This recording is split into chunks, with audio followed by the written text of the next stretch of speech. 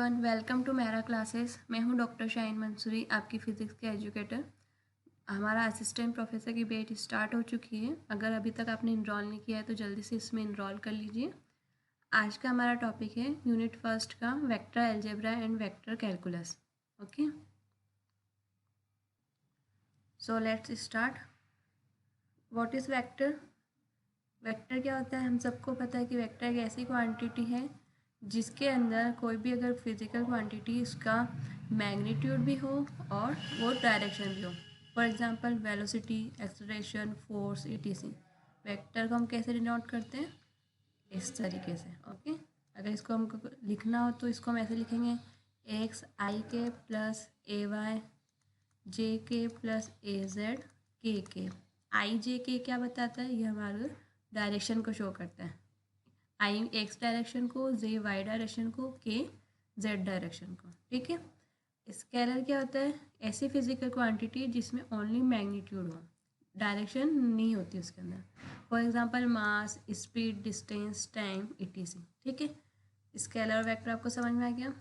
अगर हम देखते हैं स्केलर प्रोडक्ट और वेक्टर प्रोडक्ट। फर्स्ट स्केलर या dot product.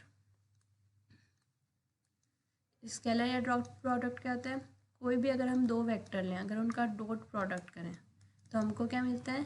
A B cos theta. A और बी क्या है? ए वेक्टर और बी वेक्टर का मैग्नीट्यूड है और कॉस थीटा। ये हमको स्केलर क्वांटिटी मिल रही है, इसलिए हम इसको स्केलर प्रोडक्ट बोलते हैं। अगर हम वेक्टर प्रोडक्ट देखें, वेक्टर या क्रॉस प्रोडक्ट, अगर हम दो वेक्टर का क्रॉस प्रोडक्ट लेते हैं तो वो निकल के आता है ए बी साइन थीटा और एन कैप। यहाँ पे जो एन कैप है ये डायरेक्शन को शो करता है, तो ये वेक्टर क्वांटिटी है, इसलिए इसको वेक्टर प्रोडक्ट बोलते हैं। ओके, इतना आपको समझ में आ गया। नेक्स्ट हम देखते हैं unit vector.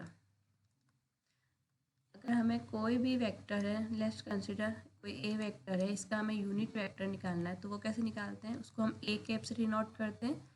A cap equals to होता है A vector upon A vector का मैग्नीट्यूड। सिंपली इसको ए वेक्टर अपॉन ए भी लिख सकते हैं। ठीक है, कोई भी वेक्टर दिया हो, अगर आपको उसका यूनिट वेक्टर निकालना है तो आपको उस वेक्टर में उसके मैग्नीट्यूड को डिवाइड करना है। मैग्नीट्यूड निकालना सबको पता है। ए वेक्टर का मैग्नीट्यूड कैसे निकालेंगे? एक्स डायरेक्शन के कंपोनेंट का square plus Y direction component का स्क्वायर प्लस जेड डायरेक्शन के कंपोनेंट स्क्वायर। ठीक है, ये हमारा वेक्टर प्रोडक्ट हो गया। ठीक है, तो स्केलर वेक्टर्स आपको पता है। नेक्स्ट हम देखते हैं gradient, divergence and curl. Next है हमारा ग्रेडियंट, डाइवर्जेंस और कर्ल। ग्रेडियंट क्या होता है?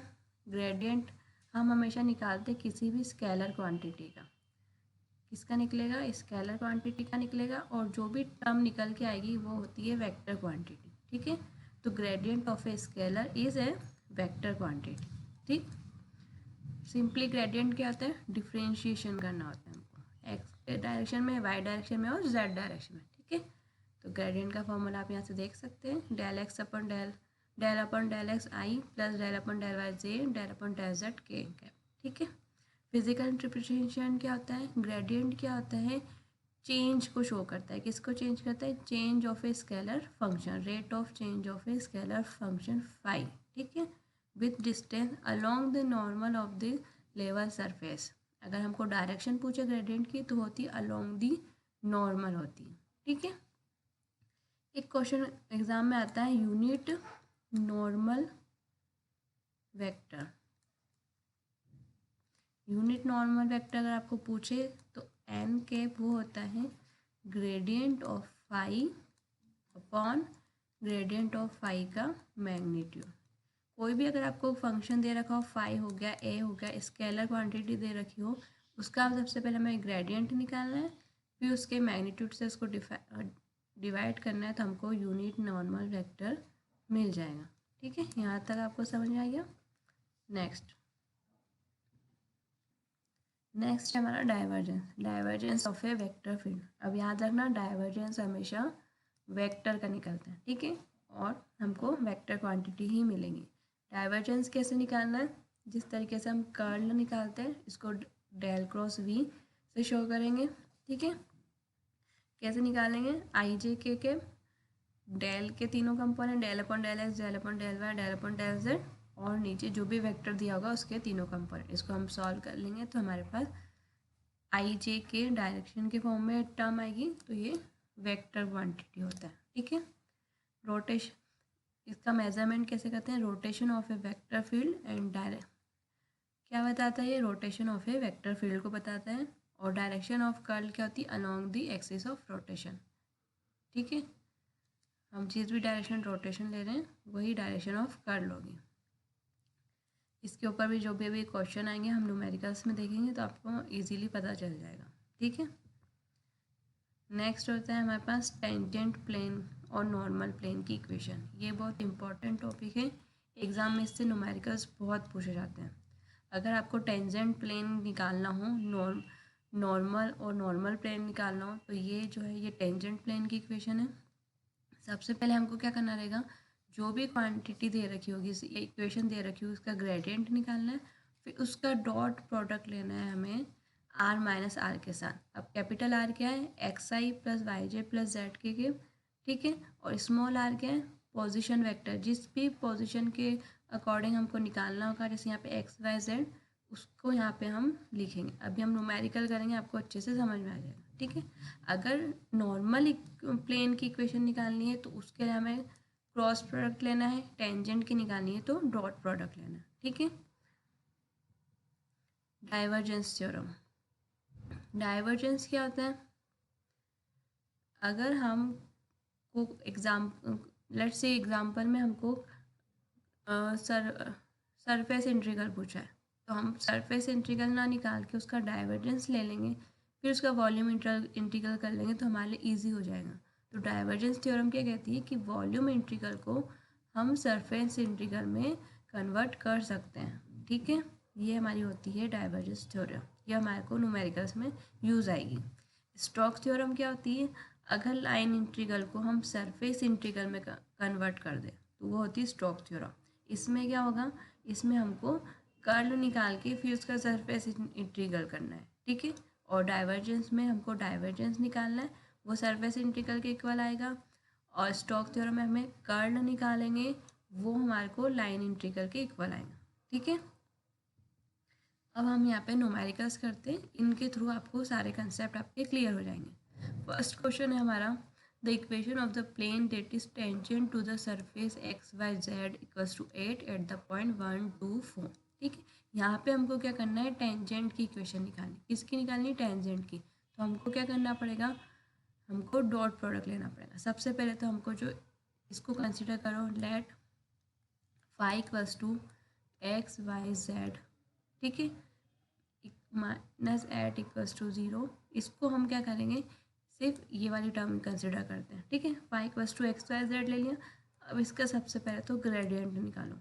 ग्रेडियंट ऑफ 5 कितना आएगा? आई जे के तीनों के करेंगे हम, इसको ऐसे लिख लो, del upon del X I पर del upon del Y J plus del upon del Z K. ठीक है, यहाँ पे 5 की वैल्यू कितना है? X Y Z. अब सबसे पहले एक्स के करस्पॉन्डिंग करेंगे डिफ्रेंशिएशन, तो कितना आएगा? वाई जेड आई के लिए वाई का करेंगे तो कितना आएगा? एक्स जेड जेड के, जेड का करेंगे तो एक्स वाई के। ठीक है, ये हमारा ग्रेडियंट ऑफ वाई आ गया। ठीक है, अब किस पॉइंट पे पूछ रहा है वो हमको?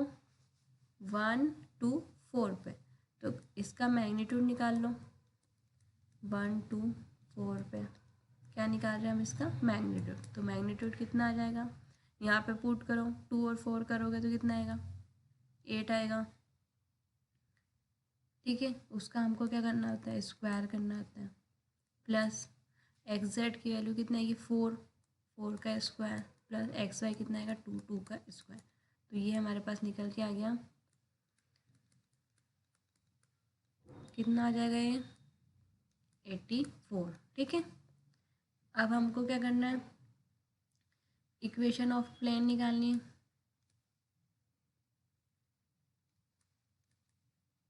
क्या होती है? अभी हमने देखा था ना, R minus R vector dot gradient of phi. इसके मैग्नीट्यूड इसलिए नहीं लिख रहे हैं यहाँ पे क्योंकि इक्वल में आके 0 हो जाएगा, ठीक है। इसको क्या लिख सकते हैं, आर को अपन एक्स माइनस एक्स के करस्पॉन्डिंग कितना पॉइंट है हमारे पास 1, तो यहाँ हम 1 पुट करेंगे, ठीक है। यहाँ पे हम लिखेंगे आई के प्लस वाई माइनस वाई के करस्पॉन्डिंग पॉइंट क्या रखें 2, ऐसे ही हम z का लिखेंगे z माइनस 4, ठीक है। ये क्या कैप हो गया हमारे पास। इसको हमको डॉट प्रोडक्ट लेना है ग्रेडियंट ऑफ फाई। क्या निकल के आया था हमारे पास, यहाँ पे पॉइंट पुट कर दो, कितना आ जाएगा 8i प्लस 4j प्लस कितना आएगा एक्स वाई मतलब 2k, ठीक है। अब वैल्यू यहाँ पे रखो 8i plus 4j plus 2k, ठीक है। अब इसको हमें सॉल्व करना है, डॉट प्रोडक्ट कर लो, आई डॉट आई 1 होगा तो एक्स माइनस 1 का होगा 8 से प्लस वाई माइनस 2 का होगा 4 से प्लस z माइनस 4 का किससे होगा 2 से इक्वल्स टू 0, या इक्वल में 0 चल रहा है, ठीक है। ये कितना हो जाएगा 8x minus 8 plus 4y minus 8 plus 2z minus 8 equals to 0। अब इसको अरेंज कर लो, 8x plus 4y plus 2z equals to कितना हो जाएगा 24। यहाँ से 2 कॉमन निकाल के डिवाइड कर दो तो कितना हो जाएगा 4x plus 2y plus z equals to 12। ये आ गई हमारी इक्वेशन ऑफ टेंजेंट प्लेन, ठीक है। तो हमारा आंसर कितना हो जाएगा 4x plus 2y plus z equals to 12, तो हमारा बी वाला आंसर हो जाएगा, ठीक है। आपको समझ में आ गया होगा। अब हम नेक्स्ट क्वेश्चन देखते हैं। नेक्स्ट क्वेश्चन क्या है हमारे पास, the unit vector normal to the surface at the point p equals to 1 1 1। यहाँ क्या निकालना है हमको, यूनिट नॉर्मल वेक्टर। तो हमने बताया था अभी यूनिट नॉर्मल वेक्टर कैसे निकालते हैं हम, gradient of phi upon gradient of phi का मैग्नीट्यूड एट जो भी हमें पॉइंट दे रखा है, क्या दे रखा है यहाँ पे 1 1 1। सबसे पहले let consider phi equals to X square plus Y square minus Z, ठीक है। इसका ग्रेडियंट निकालो, कितना आएगा 2xi plus 2yj minus k cap. इसको 1 1 1 पॉइंट पर निकालो, ग्रेडियंट ऑफ 5 8 1 1 1 कितना आ जाएगा 2i plus 2j minus k cap. इसका हम मैग्नीट्यूड निकालो, कितना आएगा 2 2 4 4 प्लस 1 कितना आएगा 1, ठीक है। कितना आएगा ये 9 और ये 3 हो जाएगा, ठीक है। तो हमारे पास यूनिट नॉर्मल वेक्टर कितना आ गया, ग्रेडियंट ऑफ 5 कितना आया 2i plus 2j minus k divide by magnitude कितना आ गया 3। तो इसका डी वाला आंसर हो जाएगा, ठीक है। नेक्स्ट क्वेश्चन क्या है हमारे पास, नेक्स्ट क्वेश्चन क्या है, what is the equation of plane which is tangent. अब देखो यहाँ पे भी टेंजेंट ही पूछी है, यहाँ पे टेंजेंट इक्वेशन ही पूछी है, X Y Z equals to 4 at the point 1 2 2। जितने भी क्वेश्चंस करवा रही हूँ मैं आपको, ये सब नेट गेट जेस्ट में आए हुए हैं और इसी टाइप के क्वेश्चंस एग्जाम में आते हैं, तो आपको इन क्वेश्चंस की अच्छे से प्रैक्टिस करनी है, ठीक है। तो चलो क्वेश्चन सॉल्व करते हैं हम। क्या इक्वेशन दे रखी है हमारे पास, फाई कितना दे रखा है एक्स वाई जेड, ठीक है। सबसे पहले तो इसका ग्रेडियंट निकाल लो, ग्रेडियंट ऑफ फाई कितना आएगा, देखो उसी तरीके से करेंगे अपन, del upon del X I के plus del upon del Y J के plus del upon del Z K के। यहाँ क्या आएगा फाई की value X Y Z, differentiation करना सबको आता है, कर दो इसको, एक्स की रिस्पेक्ट करेंगे तो कितना आएगा Y Z I cap, Y का करेंगे तो X Z J cap, Z की रिस्पेक्ट में करेंगे तो एक्स वाई के कैप, ठीक है।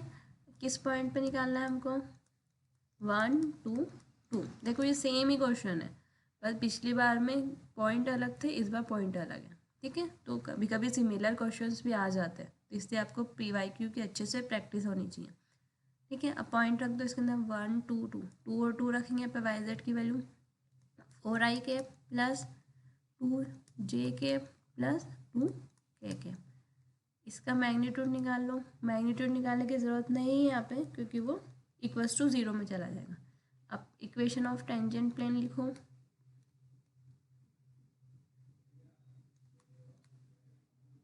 क्या होती है वो? R vector minus R vector dot gradient of phi equals to 0। ठीक है। आर मतलब एक्स वाई जेड निकालना है हमको। स्मॉल आर की वैल्यू हमारे को जो पॉइंट दिए होते हैं वो होते हैं X minus 1 I plus Y minus 2 J plus Z minus 2 K dot 4i plus 2j plus 2k equals to 0। Sorry, थोड़ा ज़ुकाम हो रहा है मुझे इसलिए आवाज़ का इशू है, बाकी आपको समझ आ जाएगा सब। इतना तेज़ मैं बोल रही हूँ कि आपको समझ आ जाएगा। ठीक है, चलो डॉट प्रोडक्ट बोल दो। कितना आएगा? 4x minus 4 plus 2y minus 2 2 ज़ा 4 plus 2z minus 4 equals to 0। 4x plus 2y plus 2z equals to कितना आएगा? 4 8 12। ठीक है, यहाँ आएंगे 12। 2 कॉमन निकाल के कट कर दो तो 2x plus Y plus Z equals to 6। क्या आएगा हमारा answer? Equation of tangent plane. तो डी वाला आंसर सही। ठीक है, नेक्स्ट क्वेश्चन क्या है मेरे पास? The unit vector normal to the surface. हमको क्या करना है? नॉर्मल यूनिट वेक्टर निकालना है। क्या निकालना है? किसके सरफेस के अंदर रखा है? 3x² plus 4y equals to Z at the point 1 1 7। तो सबसे पहले इसको हम कंसिडर कर लो, जो भी सरफेस दिया उसको phi 3x² plus 4y Z को इधर लेके आ जाओ। ठीक है, ये हमारे पास फाई आ गया। अब यूनिट सरफेस का फॉर्मूला बताया था ना अभी मैंने, unit normal vector gradient of phi upon gradient of phi का मैग्नीट्यूड। किस पॉइंट पे? जो पॉइंट हमको गिवन है। ठीक है, सबसे पहले यहाँ पे ग्रेडियंट निकालो। ग्रेडियंट ऑफ फाई कितना आएगा? अब डायरेक्ट कर रहे हैं हम। ठीक है, 2 3 6 6xi प्लस 4y का 1 j माइनस जेड का 1 तो के। डिफ्रेंशिएशन करना है और कुछ भी नहीं करना है यहाँ पर। ठीक है, किस पॉइंट पे निकालना है हमको? 1 1 7। पॉइंट पुट कर दो यहाँ पे। Gradient of phi at point P equals to कितना आ जाएगा? 1 रखोगे तो 6i प्लस 4j माइनस के। अब क्या निकालना है हमको? इसको मैग्नीट्यूड। मैग्नीट्यूड निकाल लो यहाँ पे। कितना आ जाएगा मैग्नीट्यूड? 6 का स्क्वायर 36 16 प्लस 1 कितना आएगा? ये 53। तो हमारे पास यूनिट नॉर्मल वेक्टर कितना आ गया? 6i प्लस 4j माइनस के कैप अपॉन मैग्नीट्यूड मतलब 53। ठीक है, कौन सा ऑप्शन मैच हो रहा है? सी वाला। तो इसका सी वाला आंसर है। बहुत इजी क्वेश्चन होता है इस टॉपिक पे, बस आपको डिफ्रेंशिएशन सही से करना है, पॉइंट सही से पुट करके मैग्नीट्यूड निकालना, कुछ भी नहीं करना है। डिफ्रेंशिएशन हम 11 12 से ही पढ़ते आ रहे हैं। ठीक है, तो बस डिफ्रेंशिएशन करना है हमको और पॉइंट्स रखना है। नॉर्मल वेक्टर इजीली निकल जाएगा। टेंजेंट प्लेन इक्वेशन में भी आपको डिफ्रेंशिएशन करना है और इक्वेशन में पॉइंट पुट करके बस उसका डॉट प्रोडक्ट निकालना है। ठीक है, नेक्स्ट क्वेश्चन हमारे पास। अब देखो ये डिफरेंट क्वेश्चन है। Which of the following vector is orthogonal to the vector ai plus bj। हमको निकालना है कौन सा वेक्टर, जो भी दिए हुए ऑप्शंस इनमें से कौन सा वेक्टर ऑर्थोगोनल होगा इस वेक्टर के। ऑर्थोगोनल की कंडीशन क्या होती है? कोई भी दो वेक्टर दिए हुए हैं ए और बी, ये ऑर्थोगोनल होंगे, इसकी ये कंडीशन होती है कि उनका जो डॉट प्रोडक्ट होगा वो 0 होगा। ठीक है, डॉट प्रोडक्ट 0 होना चाहिए तभी उसको ऑर्थोगोनल बोलेंगे। ठीक है, तो अब हम 1 बाय 1 ऑप्शन से मैच कर लेते हैं किसके अंदर हमारा पास 0 आ रहा है। सबसे पहले ए ऑप्शन लेते हैं। ए ऑप्शन क्या है? माइनस बी आई प्लस ए जे। इसका डॉट प्रोडक्ट किसके साथ निकालना है हमको? जो दिया हुआ है हमें क्वेश्चन में A I plus B J. Dot product करो, देखो कितना आएगा, -b into A minus B A plus A B equals to 0।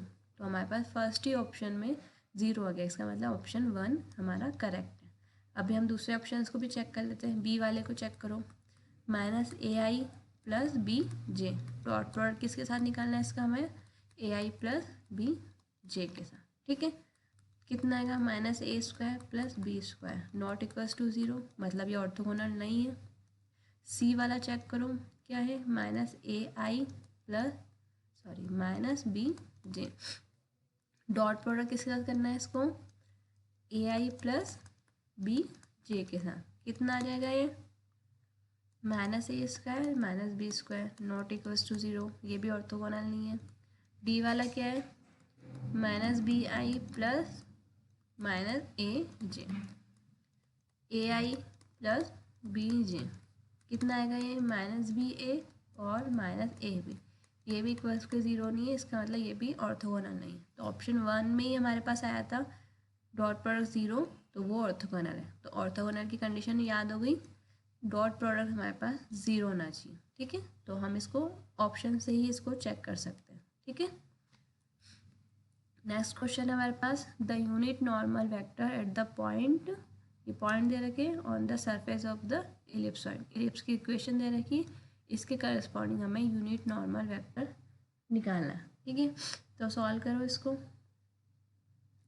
Unit normal vector मतलब ग्रेडियंट ऑफ फाइव निकालना है और उसका मैग्नीट्यूड निकाल के जो भी पॉइंट दिए हुए हैं उसमें ये पॉइंट हमें पुट करना है। तो सबसे पहले फाइव क्या है हमारे पास, x² upon a² plus y² upon b² plus z² upon c², इसका ग्रेडियंट निकालो, कितना आएगा, 2xi upon a², 2y upon b² जे के प्लस 2z c² के, ठीक है। अब इसके अंदर एक्स वाई जेड की वैल्यू हमको क्या दी हुई है, a/√3, b/√3 और c/√3, उसको यहाँ पुट कर दो 8.p, ठीक है, इसको हमने p कंसिडर कर लिया। 2/a², एक्स की जगह क्या पुट करना है हमें, a/√3 आई कैप प्लस 2/b², वाई की जगह क्या पुट करना है, b/√3 जे के प्लस 2/c², जेड की जगह c/√3 के कैप, ठीक है। अब इसको हमको सिंप्लीफाई कर लो, देखो a से a कैंसिल हो जाएगा, यहाँ b से b कैंसिल हो जाएगा, c से c कैंसिल हो जाएगा, तो कितना बचेगा, 2/√3a आई कैप प्लस 2/√3b जे कैप प्लस 2/√3c के कैप, ठीक है। अब इसका मैग्नीट्यूड निकालो, याद इस को पहले हम इसका मैग्नीट्यूड निकाल लेते हैं। मैग्नीट्यूड कैसे निकालेंगे,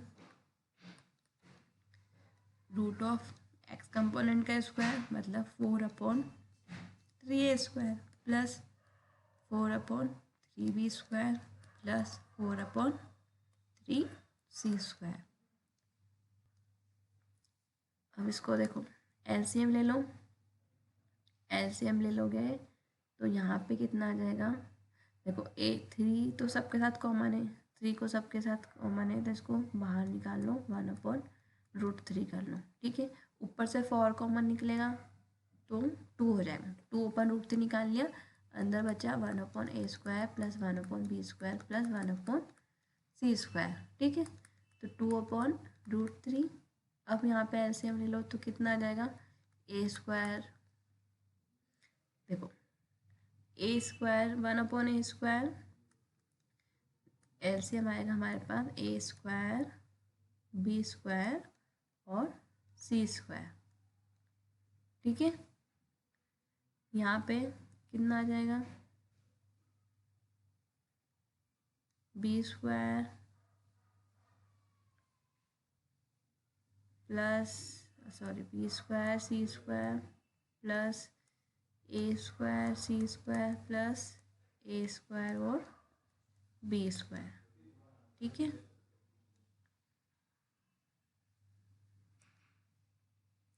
अब देखो इसको सिंप्लीफाई कर लो, 2/√3 ए square B square C square को हम ये रूट इस पूरे के अंदर है, ठीक है। बाहर आएगा तो कितना बचेगा, ए बी सी, अंदर कितना बचेगा, root of A square B square plus B square C square plus C square A square, ठीक है।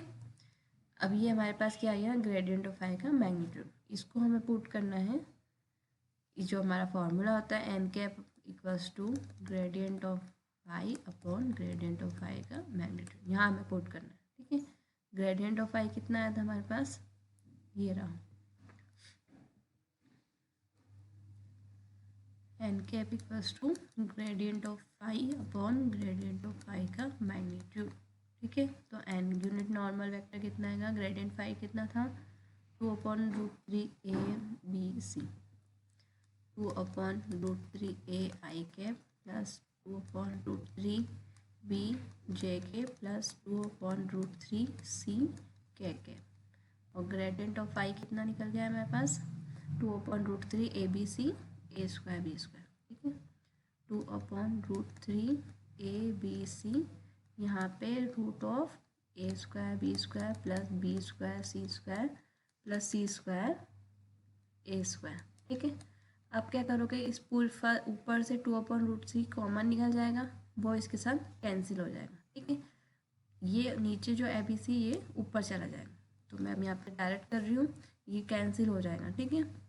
2/√3 से ये कॉमन निकाल कैंसिल हो जाएगा, ए बी सी ऊपर गया, अंदर कितना बचा, I upon A J cap upon B plus K cap upon C, नीचे कितना बचा, A square B square plus B square C square plus C square A square, ठीक है।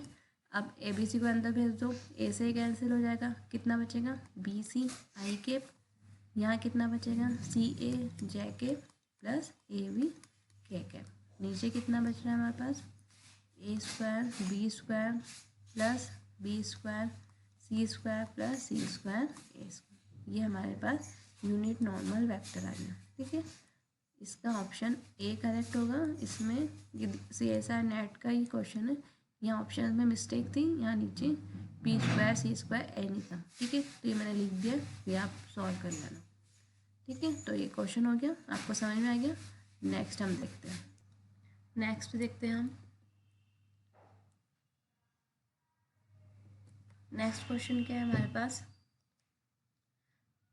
a equals to 5x plus 2i के plus 3y minus Z J के plus 2x minus ए Z के इस solenoidal, then a की value निकालनी। दे रखा है कि a वेक्टर जो है हमारे पास वो सोलेनोइडल है, तो सोलेनोइडल की क्या कंडीशन होती है, उसका अगर हम डाइवर्जेंस निकालें तो वो ज़ीरो आना चाहिए, ठीक है। अगर डाइवर्जेंस एक ज़ीरो होता है तो सोलेनोइडल फील्ड होता है, तो इसका डाइवर्जेंस इक्वल्स टू ज़ीरो कर दो, ए की वैल्यू निकल के आ जाएगी।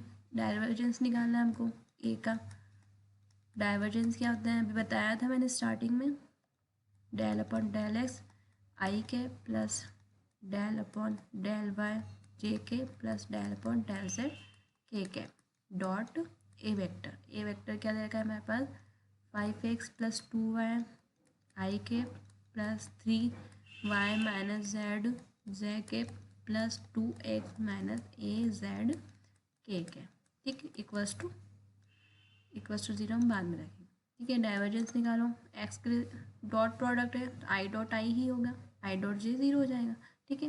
तो डेल अपॉन डेल एक्स करेंगे, 5x प्लस 2y आएगा तो कितना आएगा, 5 आएगा, y के करस्पॉन्डिंग ज़ीरो हो जाएगा, plus del upon del Y करेंगे 3y माइनस जेड का तो 3 आएगा, जेड का ज़ीरो हो जाएगा, plus del upon del Z करेंगे इसका 2x माइनस ए जेड का तो कितना आएगा, माइनस ए। अब चूँकि सोलेनोइडल है तो अब इसको इक्वल्स टू ज़ीरो कर दो, ठीक है। तो कितना आएगा हमारे पास, 5 plus 3 8 minus A equals to zero, तो ए की वैल्यू कितनी आ गई, 8, ठीक है। तो इस तरीके से आपको करना है। सोलेनोइडल दे रखा है तो डाइवर्जेंस ज़ीरो कर दो। अगर कहीं पूछे कोई कंजर्वेटिव फील्ड है, कंजर्वेटिव के लिए क्या होता है, कंजर्वेटिव गिवन होगा तो वहाँ पे आपको कर्ल उसका ज़ीरो करना है, ठीक है। सॉलिनॉइडल में डॉट और कंजर्वेटिव में कर्ल 0 करना है, ठीक है। नेक्स्ट हम देखते हैं लीनियर डिपेंडेंसी ऑफ वेक्टर। अगर हमको डिपेंडेंसी देखनी कि कुछ वेक्टर दे रखा है, 2 वेक्टर दे रखे होंगे या 3 वेक्टर, अगर वो डिपेंडेंट लीनियरली डिपेंडेंट है या इंडिपेंडेंट है तो ये कैसे चेक करेंगे। Let A vector equals to हमको दे रखा है A X I plus A Y J के प्लस ए जेड के के, ठीक है। बी वेक्टर देखा है B x I plus B Y J plus B Z K के। सी दे रखा है हमको सी x I plus C Y J cap plus C Z के कैप। अब डिपेंडेंसी कैसे निकालेंगे, हमको इनका डिटर्मिनेंट देखना है। डिटर्मिनेंट कैसे निकालेंगे, इसका कंपोनेंट और इसके कंपोनेंट, मतलब X A Y A Z B X B Y B Z C X C Y और सी जेड। इनका डिटर्मिनेंट अगर 0 आ जाता है तो वो लीनियरली डिपेंडेंट वेक्टर हो गया।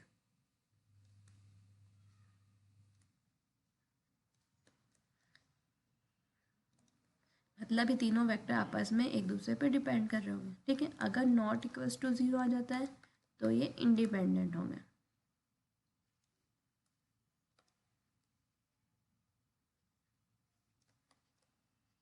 ठीक है। आगे आपको समझ में, हमको डिटर्मिनेंट निकाल के चेक करना है कि 0 आ रहा है कि नहीं आ रहा है। 0 आ जाता है तो लीनियरली डिपेंडेंट, 0 नहीं आता है तो लीनियरली इंडिपेंडेंट वेक्टर, ठीक है। ये हमारा वेक्टर अलजेब्रा कंप्लीट हो गया है। नेक्स्ट क्लास में हम मैट्रिक्स देखेंगे। तब तक आप इनके और भी जो क्वेश्चन हैं प्रीवियस ईयर के क्वेश्चन उनको सॉल्व कीजिए और अपनी प्रैक्टिस को कंटिन्यू रखें, ठीक है। Thank you.